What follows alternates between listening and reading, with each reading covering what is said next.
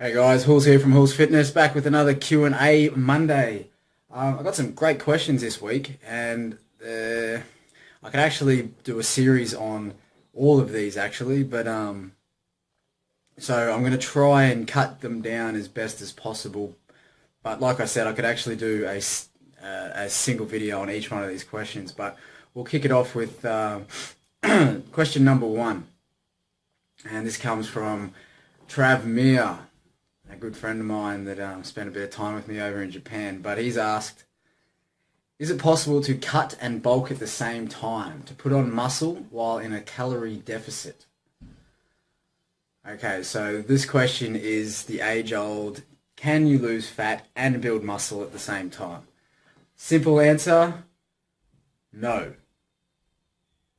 A more comprehensive answer is it's possible, but only for a certain amount of people. Now, those people are people who are new to lifting and those who haven't lifted for quite some time. Now, you can go into a very minor, because usually when you're wanting to lose fat, you're in a caloric deficit. And when you're in a caloric deficit, you're essentially not giving yourself enough to build muscle. So you can't actually give your body any sustainable nutrients and or energy to have your muscle rebuild bigger than what it was.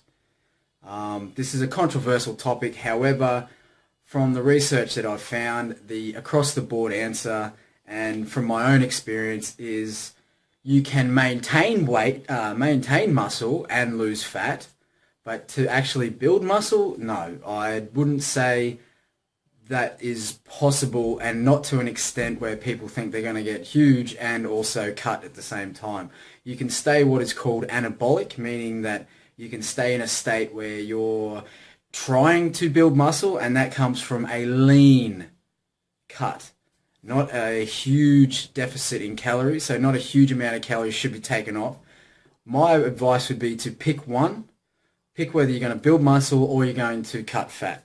Like I said, unless you're someone who's new to lifting, then there is that possibility, but only because of stimulus, initial stimulus that is involved. Everyone has what they call, I guess, a genetic potential, and you can reach that within a certain amount of years when lifting, and in that time is when you'll be able to lose fat and build muscle at the same time. Other important notes, whilst if you're going to be doing a cut, you need to keep in mind that things like amino acids come from muscle, essentially protein, so we need to keep enough of that up when we're cutting. And if you're going to bulk up or put on muscle, you need to be in a surplus, so you need to be eating more calories than what your body needs. You can work that out by, you can work out base rates and getting to know your body through using active metabolic rate calculators and calculators as such. But without going into too much detail, is it possible to cut and bulk at the same time? No. My advice would be pick one and do that. My advice also would be to cut right down and try and get to around, for a male, anywhere from a 10 to 12% body fat percentage, and then start to lean bulk on top of that. And by lean bulk, I mean only giving yourself enough calories over your base, or over a maintenance level, to add a small amount of calories for your muscles to build upon. So if you go too much into a caloric surplus, so over your calories for the day, you're going to put on too much fat, and you're going to do what they call a dirty bulk. So you want to lean bulk from a starting position of around 10-12% body fat. That would be my advice. That's what I do with my clients. I cut them right down, and then we build from there. It's just easier to gauge. So, but in regards to a female, I would probably say around 15% once you get down to that. Then build up, depending on what your physique, if you're happy with your physique at 20%, that's fine. I mean, it's up to the individual. But yeah, to wrap up that question, is it possible to bulk and cut at the same time? I'm going to say no. You can do your own research on that, but essentially it goes against the principles of how your body works. So like I said, the only two people that can actually do that are people who are just starting out and those who haven't lifted for quite some time. But those who have been in the intermediate to advanced lifters or energy and health enthusiasts will find it difficult to impossible to do that. So I wouldn't strive for that. However, I would strive for a lean bulk, as in only putting your caloric surplus into a minor percentage above what your body needs, not like a dirty bulk where you're eating 5,000 calories more on a daily basis. So I hope that answers your question, Trav, and if not, leave some comments or questions below. I did make some notes, and I think that's pretty much all I've got in there. Yeah, so when you're cutting, keep your caloric deficit to a slight deficit. That way you're maintaining the muscle that you've already got and you're cutting fat as well. That would be the best advice. Okay, so anyway, and question 2. This comes from Lucas Gins, another good friend of mine.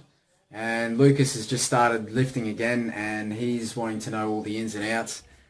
And which is great because he's actually asking someone who is somewhat in the know. So that's what you've also got to do. Make sure you're getting advice from credible people. I mean, if you don't think I'm credible, that's fine. Go and find someone who is, or in your mind thinks it is. But proof's in the pudding, I guess. So you've really got to check their back history, and they're not just some guy sitting in front of a camera answering questions blatantly, which a lot of people do. Sometimes I'm guilty of that as well. But I try to do all my research first before I answer your questions. Okay. And a lot of other questions are based on just my personal experience. So, really do whatever the hell you want to do with the information that I give you. So, anyway, question number 2 comes from Lucas, and he asks, weightlifting belts and hand straps.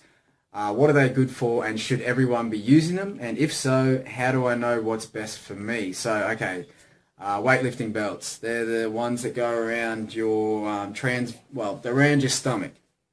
Now, essentially what they want to do is they stabilize your core, allowing you to push into them, giving you more strength through the back, and or your TA, which is called your transverse abdominis, which is essentially around the back part here, and you've got your core, then you've got your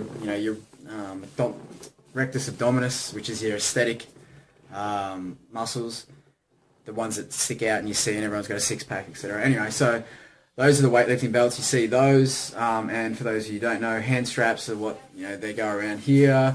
I think I've got a pair in my bag. These are weightlifting straps. Pretty simple. I don't have my belt on me at the moment, but, that's the strap there. And they just go through like that, and then you just around your wrist. Don't have it on the right way. So then this part here wraps around the bar. So if this was the bar, it would wrap around the bar. And then essentially taking the weight off your hands and then into your arm and or grip positioning. So if you were doing for camera angle's sake, let's say I'm using a lat pull down machine. So I've wrapped that around the bar there. So now I've got a grip there. So now essentially what's going to fail, now I'm incorporating the actual muscle that's meant to be doing the movement, which is my lat. So my latissimus dorsi, which is your lat, your wing. So anyway, so when I'm pulling down now, if my grip loses strength, I've still got the hook there that will pull it through. So that's essentially what the hand straps do. Now, the question is, do they need to be used and should everyone be using them? No. The answer there is no. You don't have to use them. Not everyone should be using them. What they're used for, we'll start with weight belts. when you start to do big movements, generally they're compound movements like the squat, the deadlift, and the bench press, you'll find yourself using your core more, and you'll need to maintain, say for a deadlift, a straight back, and so therefore your core becomes so tight that a belt actually helps you, I guess, you can actually push up against the belt, causing you to keep a straight back, and it also stabilizes your core so that you can do the movement with a heavier weight. So that again, or that alone, is why you should use weight belts, is when you're going up to maximum weight. Basically use a belt when you feel like you want to go up weight, but it's at the expense of your form. So if you feel you're strong enough, you can go up in weight, but then I would incorporate a weightlifting belt. That's for deadlifts, for squats, and or barbell bench press. That's when I'd use a belt. If you start using a belt on light weights, what you'll find is you'll lose a lot of initial strength. So if you're lifting and you don't need to use a weight belt, and this goes for hand straps as well, if you start using when you don't need it, you start relying on it, and then your core will actually get weaker when you can actually just be not ego lifting, start with a lighter weight and then gradually move up as you progress stronger, not through just your back, but every muscle that is needed to do the movement or the exercise gets gradually stronger because you're getting stronger as a whole. That would be the better idea. But if you insist on lifting heavier than what you're ready to, or your body's ready to lift, then incorporate a weight belt.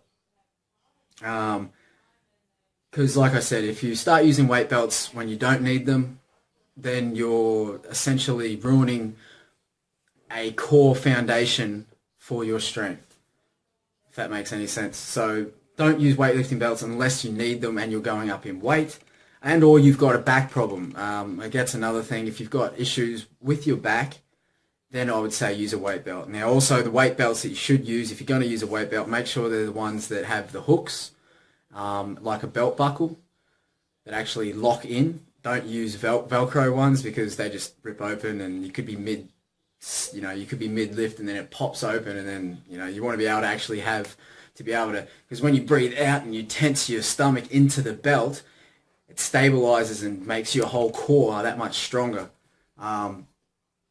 Now for hand straps, similar argument. I wouldn't use weight straps unless you actually find that, for example, that lat pull down or the deadlift, or what other would you, maybe barbell shrugs or dumbbell shrugs where you've got to wrap up and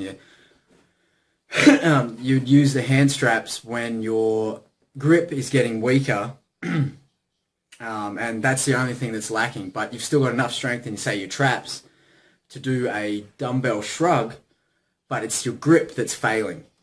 If that's happening, then use hand straps.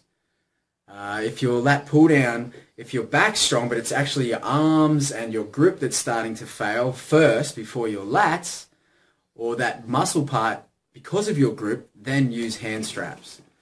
You don't need to use them if you've got it strong enough and it's actually that muscle that's weakening before your hands and or your arms.